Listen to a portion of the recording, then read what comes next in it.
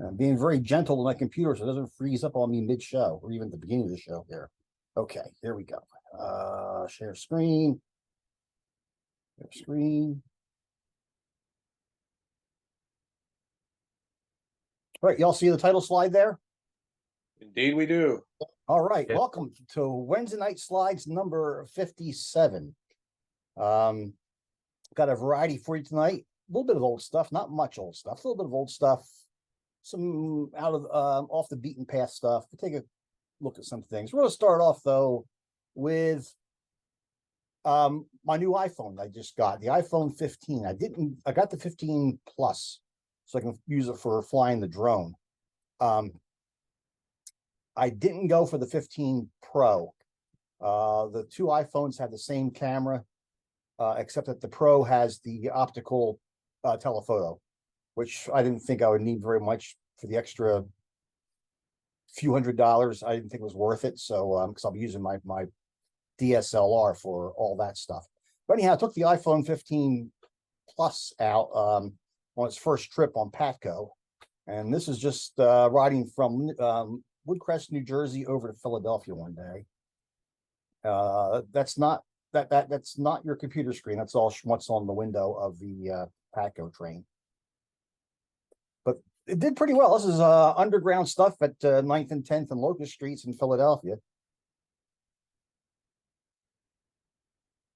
It's pretty impressive. And my iPhone 7 Plus finally died. And so it's kind of justified getting the iPhone 15 Plus as a supplement to my camera gear, because this can do things that even the DSLR can't do. Shoot through chain link fences, stuff like that. So I kind of consider just an addition to my camera gear. Some local stuff, semi-local stuff. Maryland and Delaware operated its one-day passenger train for the Hurlock Fall Festival. They have this Alco RS3M, a Alco locomotive that has had its guts replaced with EMD prime mover. The town of Hurlock actually owns the coaches, and one day a year, the first Saturday in October, they contract with the railroad for a locomotive, and they run 5 trips, sold out trips, from Hurlock over to Federalsburg. My chapter, the Wilmington chapter of the National Railway Historical Society, we are car hosts on the trip, but we have enough people that I could get away for a trip and chase one of them. So here's the chase over to Federalsburg. The station in Federalsburg, ex-Pennsylvania Railroad Station, is the headquarters for the Maryland and Delaware. Nicely restored. Their shop complex is just off screen to the left, out there beyond the last coach. And this bridge in Federalsburg is the scenic highlight of the trip. Trip runs out and back. The engine runs around at both ends of the trip.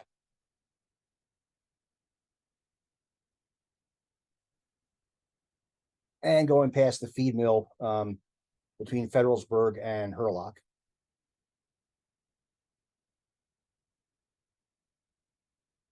Went down to Perryville, Maryland for a day, for an afternoon, actually. Nice day out, so I went down to Perryville, where Amtrak crosses the Susquehanna. This MARC train is actually going away. It's pushing right to left on the wrong track, so you can't see the wheels. But kind of a grab shot when I first got there. MARC serves from Baltimore and DC as far north as Perryville, where it turns back. Here's an Amtrak Acela going across the bridge. This is all from the other side of the river, so from Havre to Grace, Maryland. Perryville would be on the east or north end of the bridge, with Havre to Grace on the south or west end of the bridge. And while I was waiting between trains, this heron came over and kept me entertained.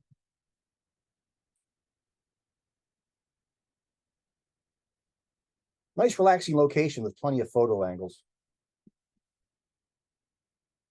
And there was some river traffic as well. Got the shot of an Acela train with a tug and a barge.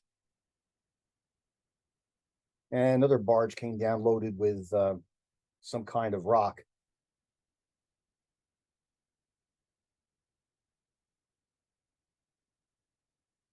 We're now in Tuckahoe, New Jersey on Cape May Seashore Lines. Something cool is happening in South Jersey.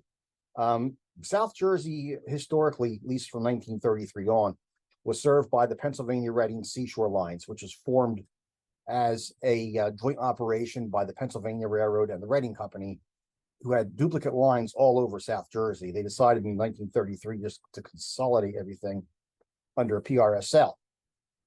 In its last years before Conrail, PRSL was using GP38 locomotives.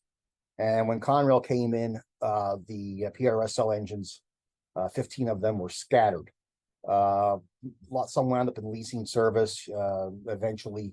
Anyhow, they're starting to come home again now. And Cape May Seashore Lines now leases PRSL number 2000, the class GP38.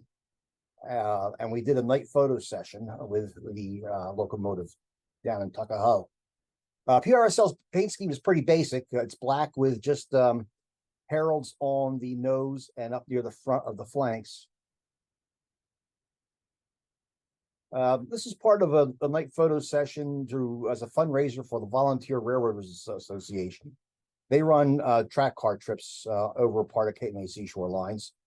Here we see a Pennsylvania Railroad coach carrying a drumhead for the Nellie Bly, the PRSL's premier train to the shore at one time. Tuckahoe is where trains split. This train is on the Ocean City branch. The main line continued on the opposite side of the station down to Cape May. We also got a chance to shoot the Blue Comet's observation car, the Tempel. The Blue Comet was the premier train of the other South Jersey Railroad, the Jersey Central. And the Tempel has just been restored down on Cape May Seashore Lines. So we were able to get the Nellie Bly and the Blue Comet side by side. Here's a PRSL coach that's being restored on the property. And the back end of the Pennsy train with a Nellie Bly drumhead.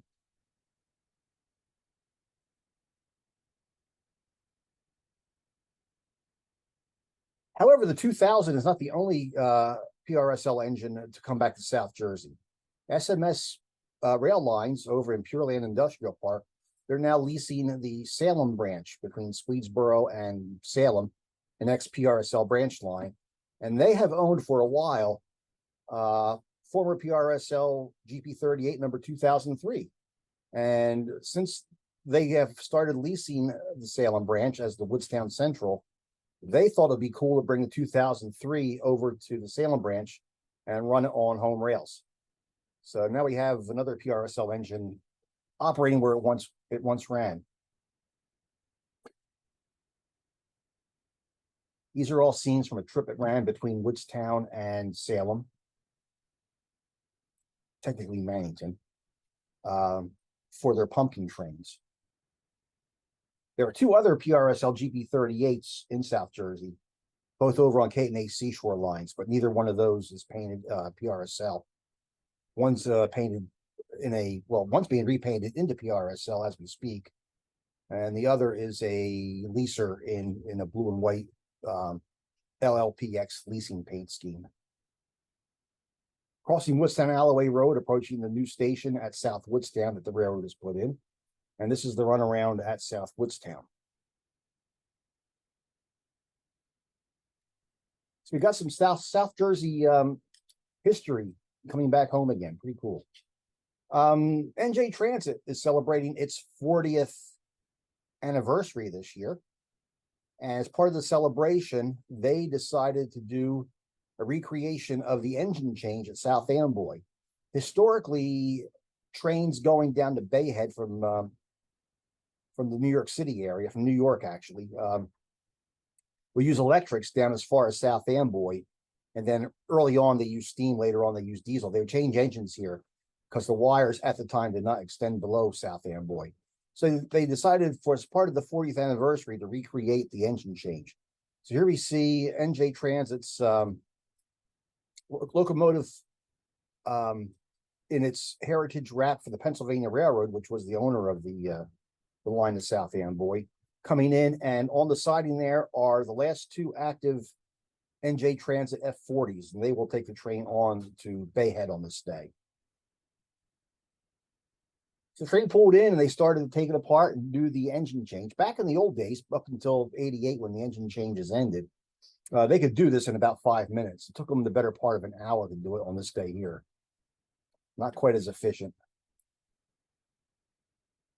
Throwing the cables up into the engine as they split the electrics off. And there go the electrics. This was an excursion. So the riders came down from New York City on the train and detrained here and could photograph the locomotive change. So you see all the riders on the platform and along the fence here. The 4640 in the foreground here, that's been restored to NJ Transit's Disco Stripes paint scheme, which is no longer in use on the system. But the Alp 44s and the E60s all wore that scheme at one time. A couple of the conductors on the train had enough seniority that they actually did engine changes back in the day. And they came out dressed in their full conductor's outfits and took part in changing locomotives for this trip. Here come the F40s onto the train. And another one of the conductors bringing them together.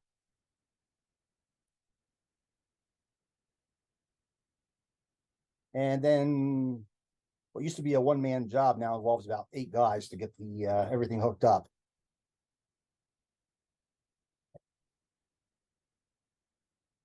And the train pulled into the station to reload the passengers to continue on to Bayhead.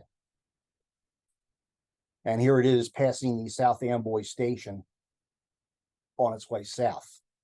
I thought it'd be kind of fun to throw in a few shots here from South Amboy back in the day. This is the Hickory Creek. It's trailing the train going down to Bayhead from the anniversary trip. But going back in time to South Amboy here, here's what South Amboy looked like in the 1980s. NJ Transit used E8s for the diesel part of the trip from South Amboy south to Bayhead.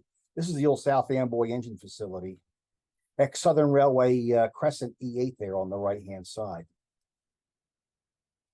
And GG1s would bring the train down from New York City.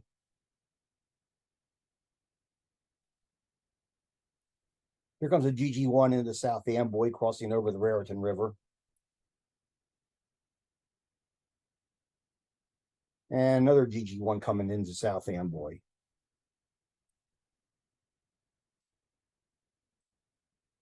And here's the locomotive change. The diesel is off. Electric has just been cut off. That's the and he's going back to the yard. The diesel will come on and grab the train here to continue on to South Amboy. Here's a train heading down to Bayhead with E8s on the point. The Pennsylvania Railroad coach behind the locomotives, that was a subscription car. A group of commuters, wealthy commuters, had their own car that they paid for on the train every day for the trip from New York down to Bayhead. Here's a GG1 coming into South Amboy, heading south. In the background is SA Tower, which was just torn down in the last several months. And an E60 in the Disco Stripes scheme during an engine change at South Amboy. And here we see the E60 coupling up to the train to go to New York City. A couple of E60s waiting for their next assignment.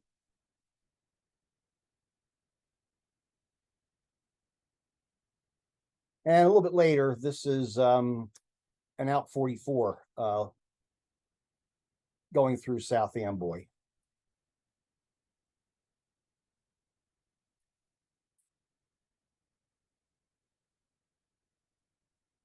The day after the anniversary excursion, NJ Transit gathered its heritage units and other rare units up in Hoboken for an open house. Here we see those two F-40s off the previous day's excursion on the left, and the two electrics in the previous day's excursion on the right. In the morning, this was the shot looking west with the sun coming in from the east. There's the nose of the F-40 with the disco stripes of the electric just beyond it. And a Jersey Central GP-40 there as well. One of the heritage units. You'll see that in a second. In the afternoon, the sun swung around. Two guest locomotives were there. From the United Railroad Historical Society of New Jersey was U-34CH 3372, which has just been restored in its Erie-Lackawanna / New Jersey DOT paint scheme. The blue and the silver. And next to it is Pennsylvania Railroad E8 5711 from the Bennett Levens Juniana Terminal Collection. The Hoboken clock tower rising in the background. This U-34 would call into Hoboken almost every day, but during its working career.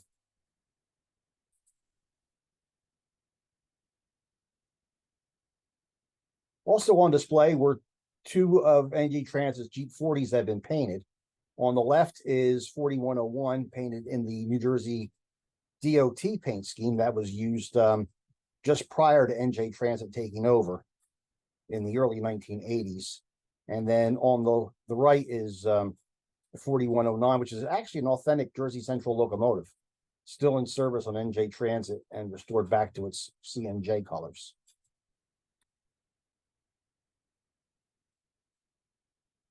Rumor has it there are more NJ Transit heritage units in the works, and a couple of them didn't make it to this event. They had one painted for Erie that was still in the shop and just missed this event, and an electric, a dual mode actually, wrapped for the Erie-Lackawanna that was in the shop and couldn't make it to the event. This eagle is from Penn Station in New York, one of the eagles that was saved. NJ Transit somehow owns two of them, and they've been stored in a lot in Newark, I think, for quite a while. But they brought one out and put it on display for this event, and that's Bennett Levens E8 in the background there, the Pennsy Keystone. Another view of the U-34 and the E8 and the Eagle. And the two painted Jeeps.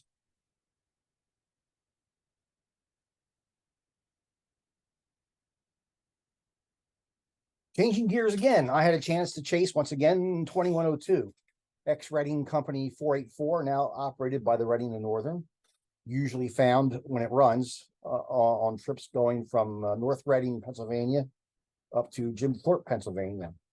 Here we see it just this past weekend, coming up through West Leesport, Pennsylvania.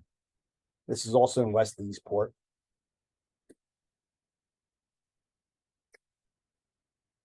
It was supposed to be cloudy on this day, and I was planning most of my shots for shots that you couldn't do on sunny days because of a bad sun angle. Figured cloudy day would be a good time to get it, and then the sun kept popping out on me. But anyhow, here we are approaching Port Clinton, below, just above Hamburg, rather. Port Clinton is just ahead. This shot here is a freebie. It's if you shoot it below Port Clinton at Mooresville or West Leesport, this shot is fairly easy to get, and there's no point in passing it up. You're still going to get ahead of the train. Get ahead of the train while it makes its station stop in Port Clinton. So this is a freebie. Then I went up to New Ringgold, a shot I'd never done before, splitting the signals in New Ringgold. The sun's pretty far around to the back of the train here, but it came out. This is a location where I was the only person standing here. Kind of surprising, because usually on these chases, there's so many folks out that you're seldom anywhere by yourself. But this shot here, I was the only person standing here. And then coming up through East Monomoy Junction near Barnesville, Pennsylvania.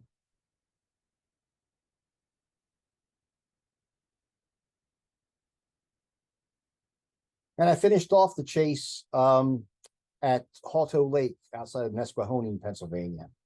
I really needed the sun to be under clouds here, and it was, because the sun's all wrong if it's out for this shot here. By the way, I forgot to mention, if you have any questions or comments, feel free to jump in.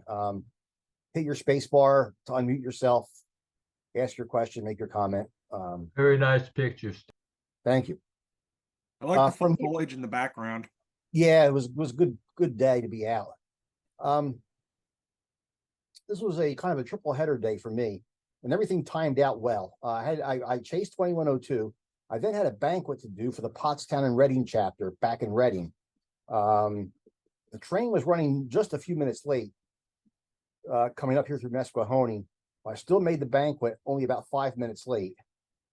And then when the banquet ended, I had time to leave there and get up to Minersville, Pennsylvania, where we did a night photo session with Jersey Central 060 number 113. This engine only operates a couple of weekends a year, but they fired it up for a night photo session at the old Reading Minersville station. That person posing in the photo there, that's actually a friend of mine, and he actually he volunteers with the with the organization. Mm-hmm. We tried all kinds of different things. The swinging the lantern shot you just saw. This guy brought out his both a welder and a grinder. The welder, we found out, really put out a lot of light and kind of blew things out. You can kind of see his helmet sticking up through the flames there. The grinder worked a lot better.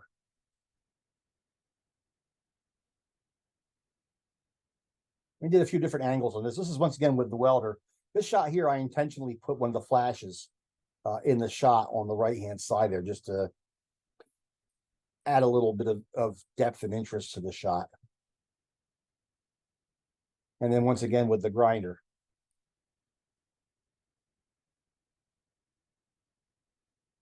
We had several reenactors on hand to pose on our shots, including a couple of coal miners.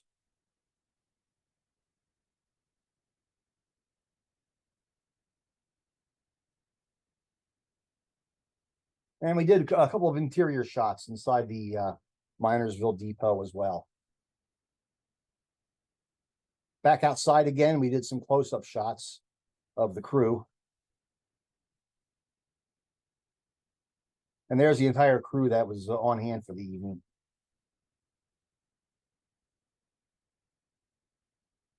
And then a couple more things just finish things off.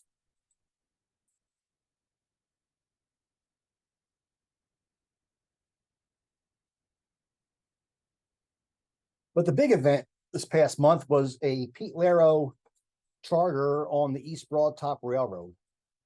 And this was kind of interesting. It was very interesting.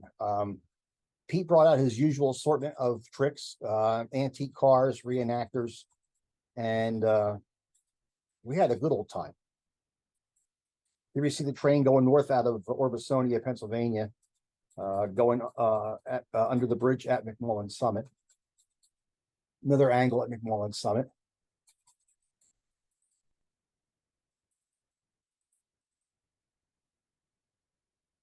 Here's three of our reenactors. Morgan is in the back there with a hat, and next to him is Raquel, and then across from them is Alea.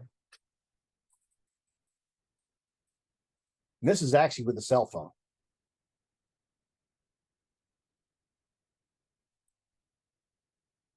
Has a pretty good foliage in places. This is up at the Runk Road Fill.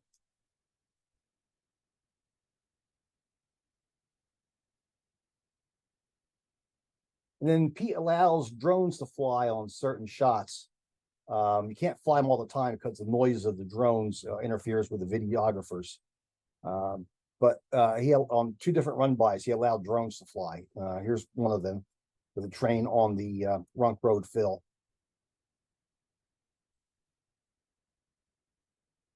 This is a pan shot of the train now going south back towards Orbisonia.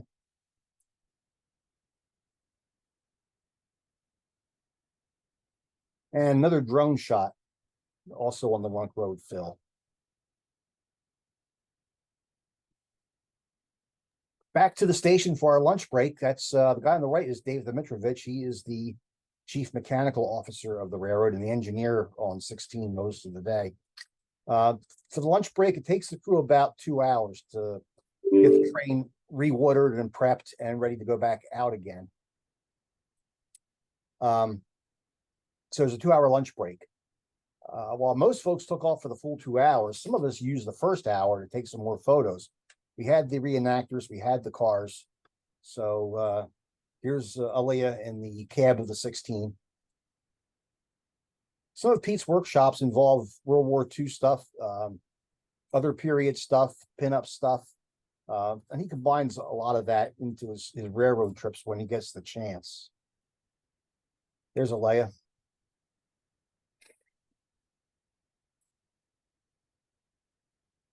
And Raquel on the platform of the the Orbisonia station.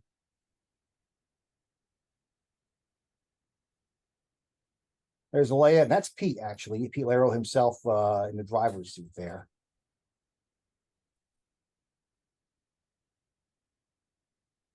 And Aaliyah, Morgan, and Raquel.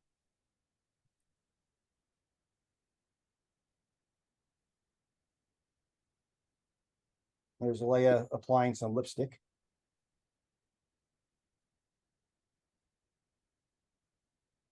Okay, back to the train for the afternoon. Here's our reenactors getting ready to board the train at the Orbisonia station, which is actually in Rock Hill Furnace. We did some shots down in the yard. This is taken from where they're restoring the coal tipple. Nice overview of the EBT shop complex.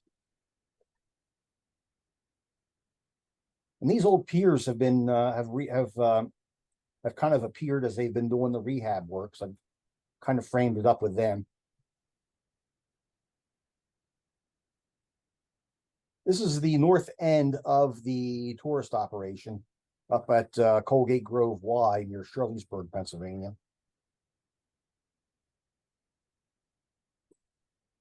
And at Enyart Road, we used our cars again for some shots.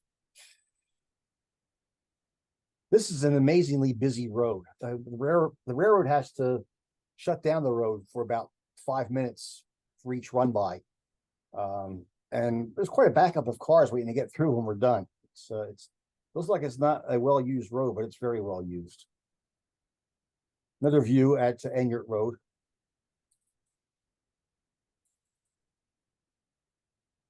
This was the ultimate shot that Pete had set up for the night photo session. He decided to recreate O. Winston Link's famous shot taken at the drive-in theater in Yeager, West Virginia. And Pete and the EBT crew built a movie screen, drive-in movie screen, and got all these old cars together, and we recreated the shot. We had 2 cars available. Here's the other car. Now, here's the scary thing. This shot here is out of the cell phone, completely unedited. This is just the way it was shot with the cell phone.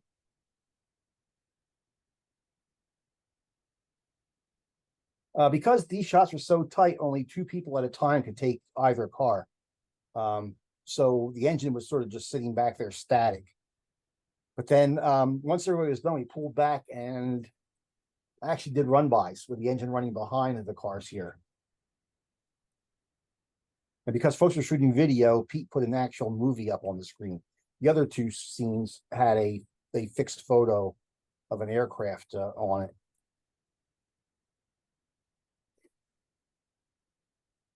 There's that fixed photo again. Here's Morgan and Raquel sharing Cokes. And there's Maurice Seagull. He jumped in my car down in Wildwood earlier this year and came home with me. And he made his primetime debut.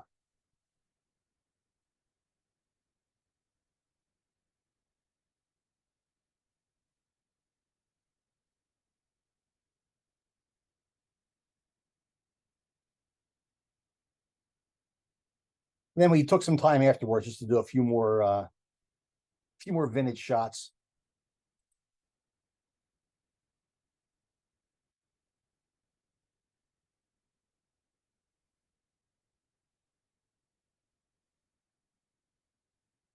I noticed one of Pete's lights was right behind Aaliyah here.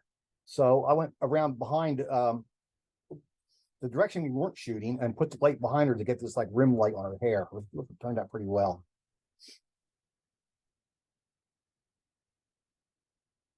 Next morning was foggy.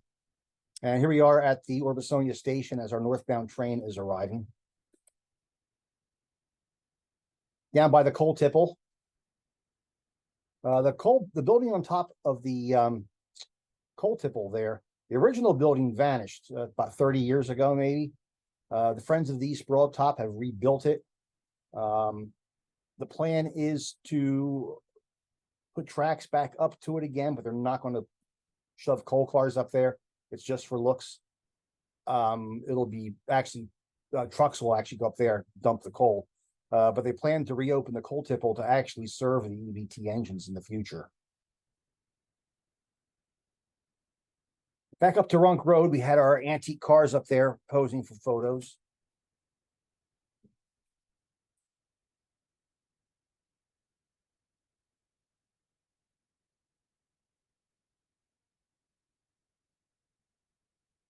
Fog's beginning to burn off here now, getting some sun. And here comes Morgan on the back of a pickup.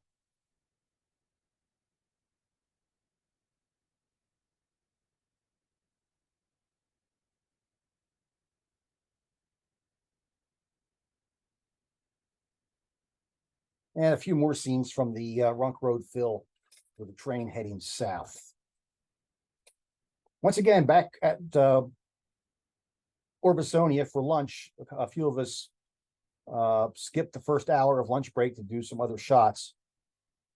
I accidentally got that modern car in the background, but the alternative was there was some really awful Halloween decorations just out of frame to the left.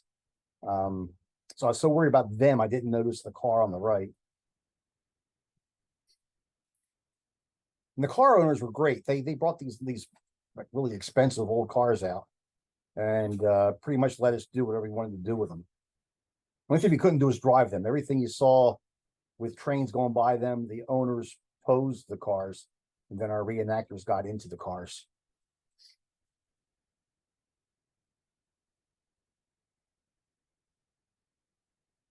The afternoon session, we're joined by two more reenactors, Rosalind and Sam, and their son Ian.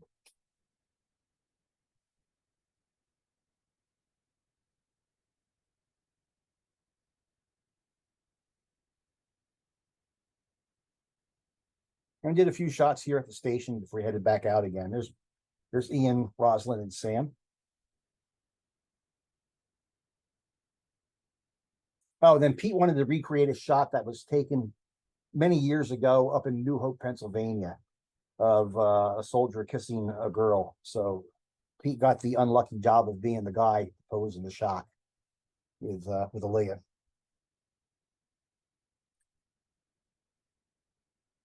Back on the rails again, we're up just above the Runk Road fill, just north of it in the S curves. And the train went up to turn around at Colgate Grove. This is from the same spot essentially, but the train coming south.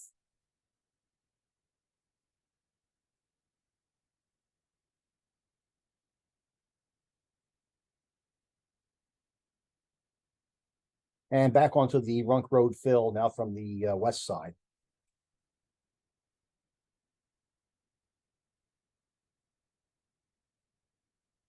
And back at Enyart Road.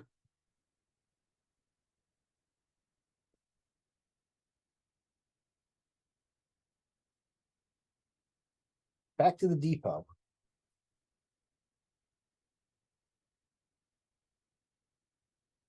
And that wrapped up the Pete Laro charter on the East Broad Top and also wraps up this evening's program.